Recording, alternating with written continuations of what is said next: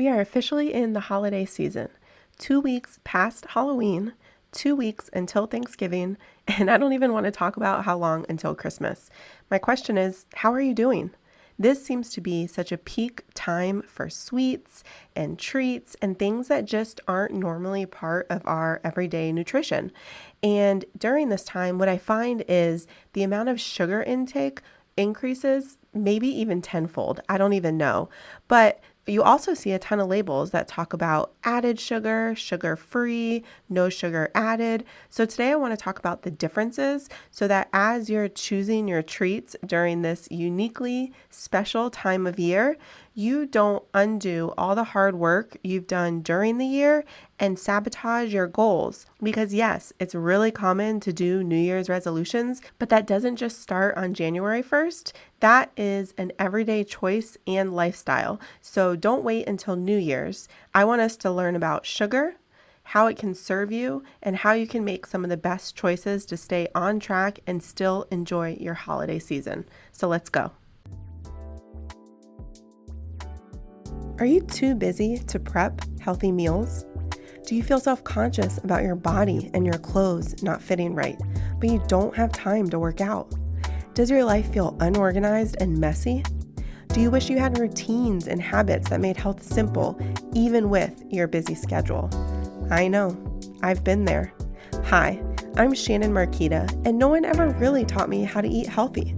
I didn't know anything about nutrition, so I found myself eating whatever was easy, which definitely impacted my energy, weight, and focus. That's why I created this podcast, to show you that through healthy habits and time management, you can know you're doing health right. So stop scrolling social, clicking the ads, and buying all the things. Let's grab our Americano and pop in our AirPods. It's time to solve the real problem together. Welcome home. A fresh start awaits. I had someone tell me about an article that they read recently that talked about how mangoes have the same amount of sugar as Snickers, and they seemed really confused. And I have to admit, I got kind of frustrated.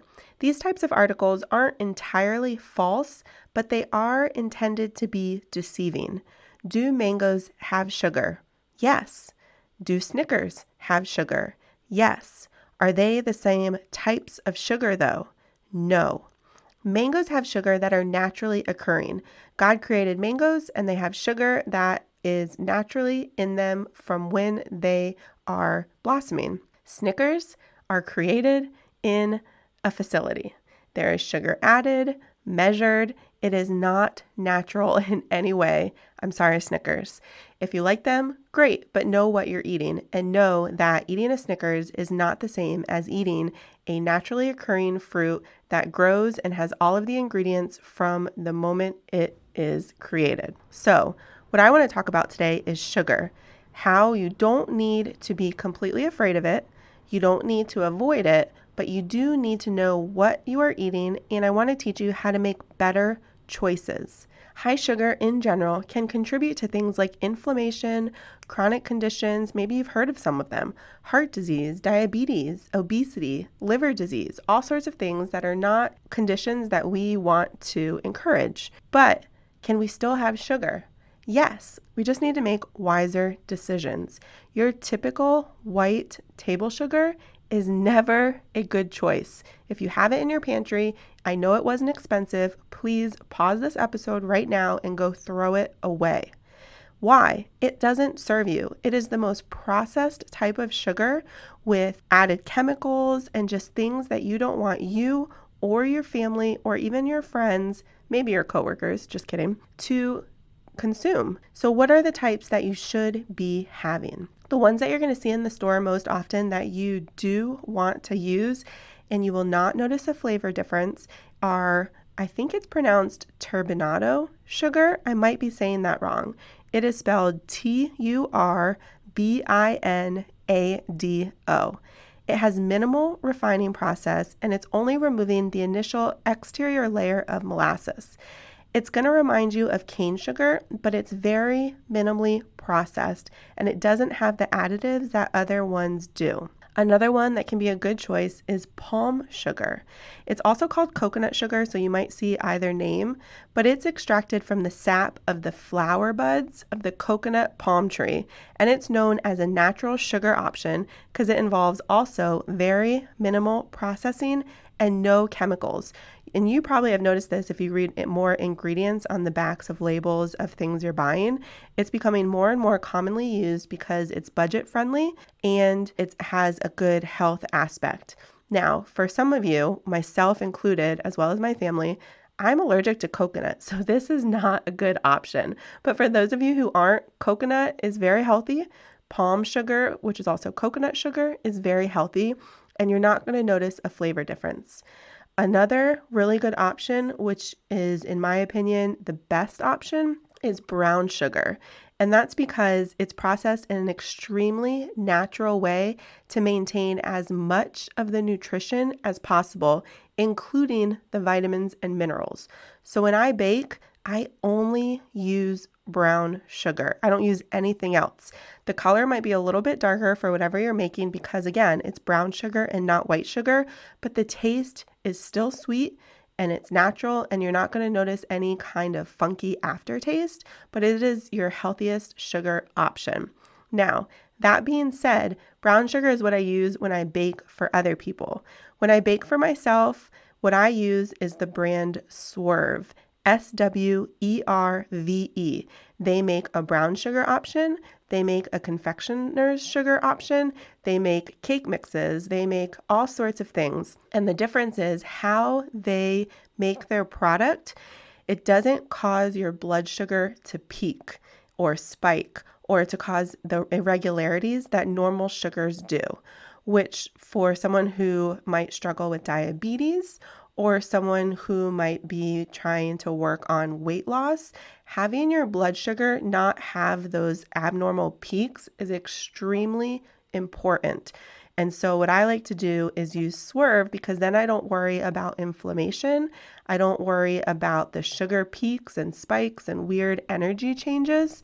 So that is an extremely positive and really good option that I would encourage you to try if your family struggles with diabetes or you notice any kind of behavioral changes after you or your kids or anybody has sugar. I will tell you it's a little more expensive. You can get it off of Amazon. You can get it at most grocery stores. It comes in a white bag and it just says on the front whether it's brown sugar, confectioner's sugar, or whatever it is that you're looking for. But if you're just going to use a regular sugar, I would encourage you to use brown sugar all the way, or palm sugar if you don't have a coconut allergy. And if you like sugar in your coffee, the turbinado sugar is a great option. It comes in little packets, so you can keep them in your office, you can keep them in your kitchen, so you know exactly how much you're using. But those are going to be your 3 best options. So as we are 2 weeks past Halloween, headed into Thanksgiving and all the pies and sweets and just all the things, this is something that I want you to keep in mind. If you still have candy in your house from Halloween, pick a few pieces that are treats for you and your family.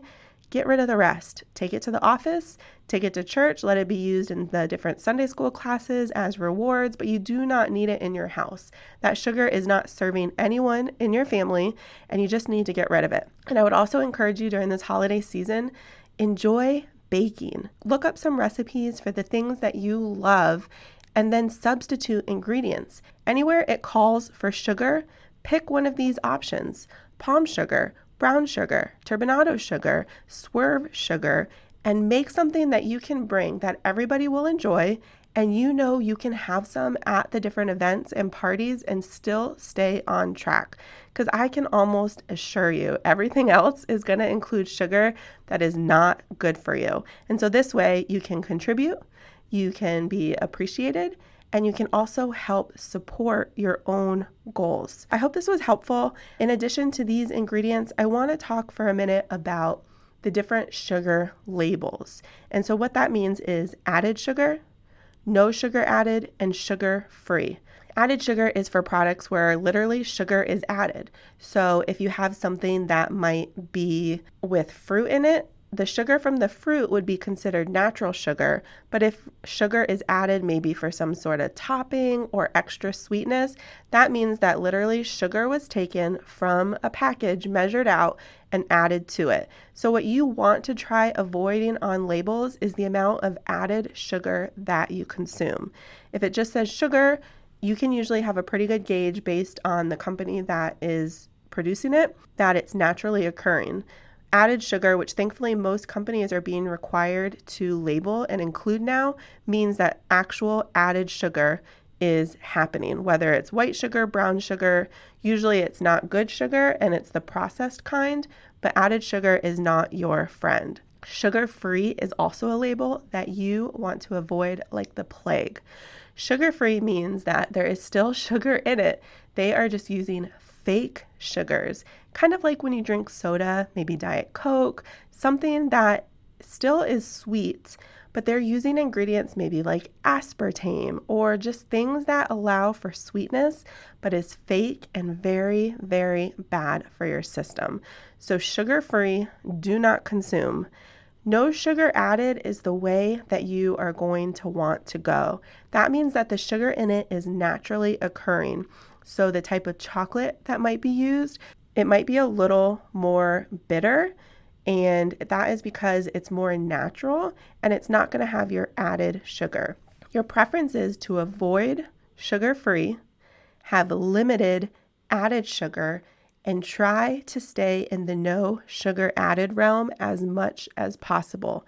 This becomes a lot easier, again, the more that you bake and make your own foods, but the more that you learn about brands, that helps also, because you're going to find the brands that really are ingredient and health conscious, and they're going to serve you, and they're not all ridiculously expensive.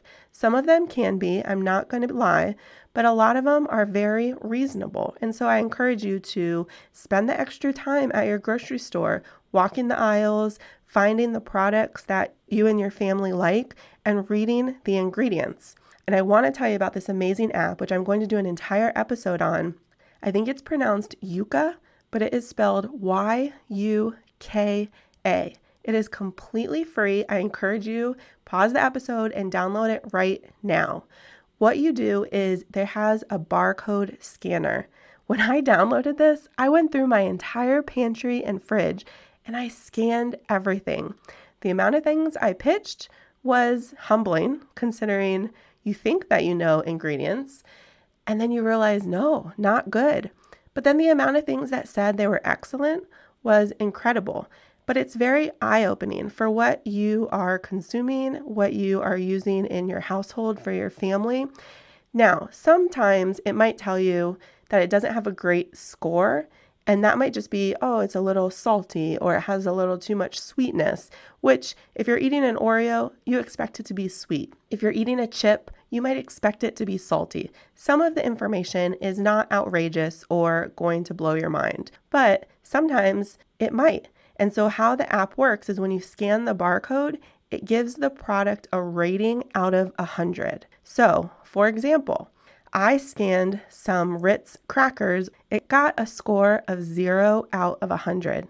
Let me repeat, 0 out of 100. So that's something to keep in mind. When you eat them, not good.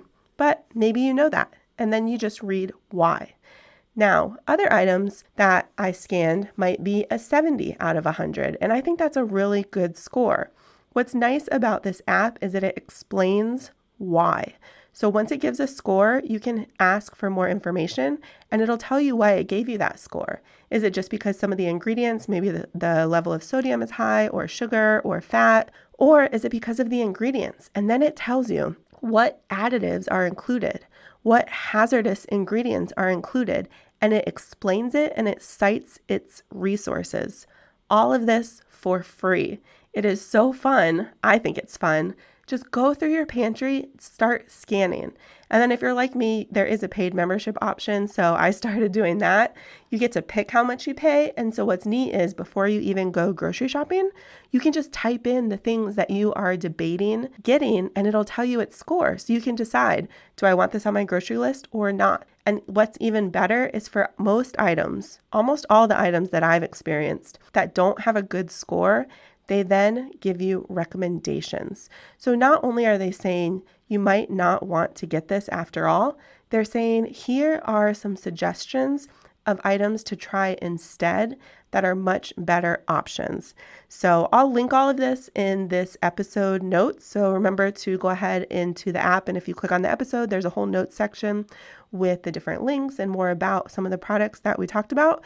But I hope you're doing well. I hope this episode served you. I don't want you to completely feel like you need to be afraid of sugar, but I want to equip you with how to better understand what you're eating, what you're buying, the labels that you're reading, and how to help support your goals and keep you on track always, but especially as we're in this holiday season and most people really struggle, and some people even decide to give up and wait till the new year. Don't be that person. We are over 30 days from the new year. That is plenty of time to still stay on track, support your goals, learn, and honestly, you're also helping your loved ones and others by making these swaps and changes. And so that's encouraging for them as well. I hope you're doing well. I hope you had a happy and safe Halloween, and I will talk with you soon. If this podcast helped, challenged, or inspired you in some way, I would love it if you'd do me a huge favor and leave me a review over on Apple Podcasts. It helps me to hear from you and know how this is best serving you. And go ahead and screenshot this and share it in your stories. Tag me at Shannon Marquita. That's SHANNONMARQUETA. And send it over to a friend in a text who is ready for healthy changes in her life too. Let her know that this episode might serve her as well. I am just so grateful for you and would love to hear from you. Come hang out and let's connect over in my Facebook group, bit.ly.com/afreshstart, or send me a message. I look forward to seeing you back here in a few days.